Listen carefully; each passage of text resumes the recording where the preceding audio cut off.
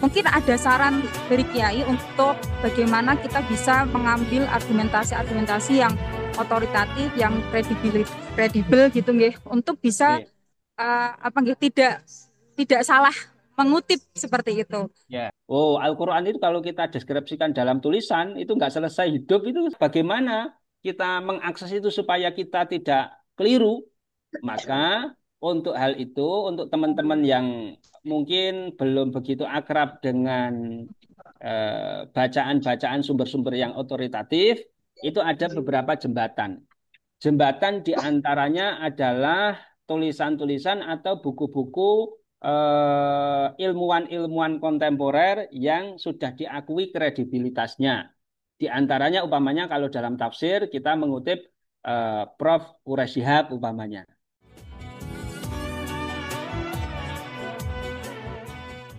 Dari awal hingga akhir secara umum mungkin bisa saya garis bawahi menulis artikel deskriptif, argumentatif, dan konsultatif. Ini meskipun sama-sama keislaman, ada sisi-sisi tertentu yang menjadi pembedanya. Dalam deskriptif itu berarti paling utama adalah bagaimana kita membawa pembaca untuk masuk ke dunia yang kita tulis, apakah itu peristiwa, apakah itu tempat, dan yang lain sebagainya secara detail. Artikel argumentatif itu artinya bagaimana kita menyampaikan argumentasi tentang suatu masalah secara jelas, secara kuat. Kalau keislaman ya dalil akli, dalil naklinya. Dan yang terpenting adalah etika ketika kita berbeda dengan orang. Jangan takut, berbeda dengan tokoh besar pun jangan takut. Di penulis harus begitu, harus mempunyai mental begitu. Akan tetapi sejauh apapun kita itu berbeda dengan orang, kita harus menaruh kehormatan terhadap orang tersebut. Kemudian yang terakhir, konsultatif. Konsultatif itu lebih kita sebagai konsultan. Konsultan itu kata orang itu kongkonan saat ada kesulitan. Nah, kongkonan saat ada kesulitan. Nah, itu eh, paling utama yang perlu digarisbawahi adalah tulisannya itu jelas, simple, sederhana, dan solutif. Mungkin itu saja yang bisa saya sampaikan. Saya kembalikan kepada moderator. Kurang lebihnya mohon maaf nanti disambung dengan kita diskusi. Saya kembalikan kepada Mbak Jannah. Monggo. Oke, baik. Terima kasih Kiai Mun atas pemaparan materinya. Oke. Jadi tadi ya, kalau kesimpulannya, ini saya menyimak dan mencatat ini, nggak mau kalah sama peserta saya juga. Jadi tadi Kiai Muntaha sudah menjelaskan gitu ya mengenai pengertian, contoh artikel dan tips menulis pada ini pas berarti deskriptif, argumentatif dan konsultatif. Baik, pada selanjutnya akan dibuka sesi tanya jawab. Nah, buat para teman-teman, para peserta yang pasti udah punya banyak banget pertanyaan, mungkin boleh raise hand atau ditulis di kolom komentar karena kita buka dua termin pertanyaan. Setiap termin pertanyaan itu setiap termin akan ada 3 orang penanya.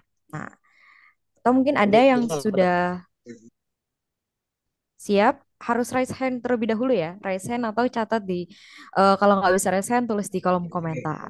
Oke, ayo ini baru satu karena kita ngincer ada 3 nih atau ditambah menulis di kolom komentar. Oke. Buat teman-teman, buat para peserta yang belum, itu linknya sudah ada di kolom komentar. Nanti akan saya kirim ulang gitu.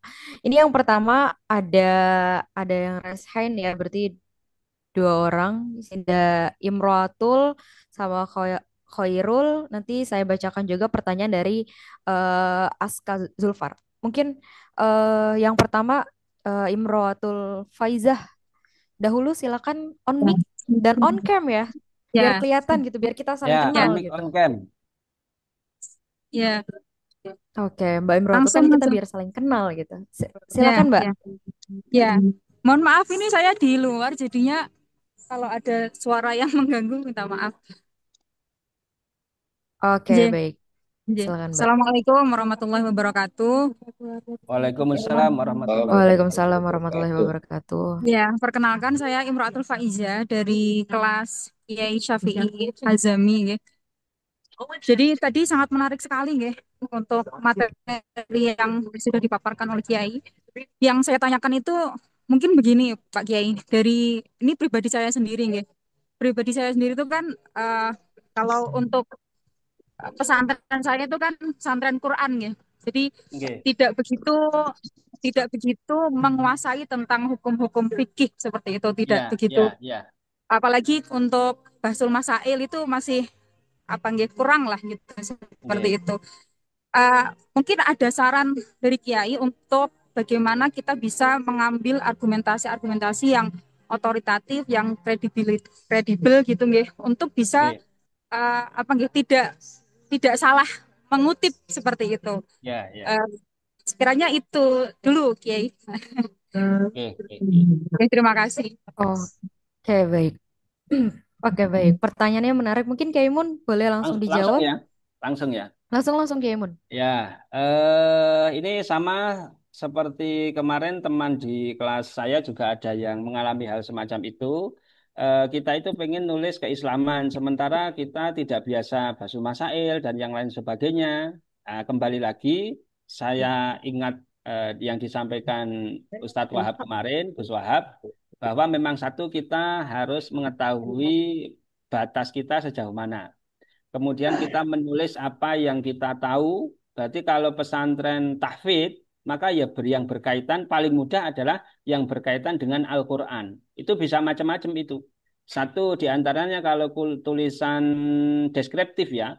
Oh, Al-Quran itu kalau kita deskripsikan dalam tulisan, itu nggak selesai hidup itu sampai banyak sekali. Sebagaimana contoh tadi, bagaimana kita berbeda dengan orang orang lain itu ud'u ila sabili rabbika bil hikmati wal mau'izatil hasanati wajadilhum billati ya ahsan. Ternyata wajadilhum billati ya ahsan itu adalah matam tazajadil hujjah bil iza fakanatil fitnah.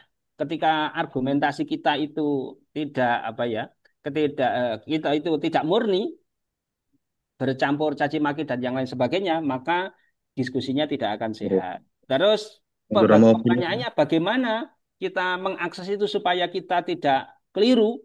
Maka untuk hal itu, untuk teman-teman yang mungkin belum begitu akrab dengan bacaan-bacaan sumber-sumber yang otoritatif, itu ada beberapa jembatan. Jembatan diantaranya adalah tulisan-tulisan atau buku-buku ilmuwan-ilmuwan kontemporer yang sudah diakui kredibilitasnya. Di antaranya umpamanya kalau dalam tafsir kita mengutip Prof. Quraish Shihab umpamanya. Itu kan bisa.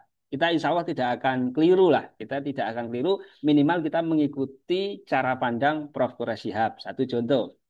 Kalau dalam fikih umpamanya, kalau dalam fikih, wow, kalau fikih itu banyak sekali. Kalau fikih itu pesantren-pesantren itu kan banyak yang dalam tradisi Basul Masailnya, kemudian akhirnya sudah menjadi tulisan. Nah, ini seperti Sarang, Lirboyo, Sidogiri, itu bukunya banyak sekali. Maka sebagai jembatan supaya kita itu tidak keliru dalam mengambil sumber, nah, kalau tidak langsung ke kitab kuning umpamanya, buku-buku dari produk-produk pesantren-pesantren yang mempunyai tradisi kuat keilmuan dan sudah dituliskan, nah itu bisa bisa kita ambil sebagai jembatan kita untuk mendapatkan mendapatkan sumber-sumber yang otoritatif. Tidak langsung ke kitab kuning, akan tapi melalui buku-buku yang sudah ditulis, kemudian sudah diteliti validitasnya, sehingga itu cukup otoritatif untuk kita.